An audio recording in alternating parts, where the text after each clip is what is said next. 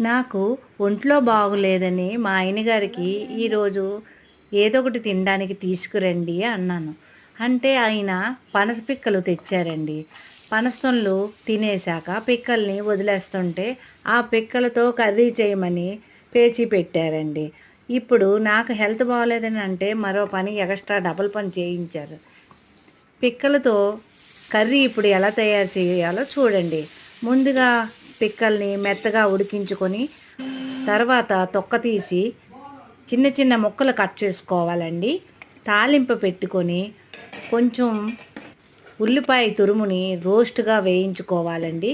వేగిన తర్వాత టమాటా రసము వేసుకొని బాగా ఉడిగాక ఆయిల్ పైకి తేలిన తర్వాత ఈ ముక్కలు కట్ చేసిన ముక్కలు వేసుకొని తర్వాత ఉడికిన తర్వాత ఈ కొబ్బరి పేస్ట్ కూడా వేయాలండి. కొబ్బరి పేస్ట్ వేస్తే చాలా టేస్టీగా ఉంటుందండి కర్రీ. ఇలా ఉడికిన తర్వాత కొంచెం కొత్తిమీర జల్లుకోవాలండి. కొత్తిమీర మిస్ అయిందండి. తర్వాత వేడి వేడి గ్రేవీ కర్రీ టేస్ట్ చూడండి. Super taste. మీరు సబ్స్క్రైబ్, లైక్ చేయండి.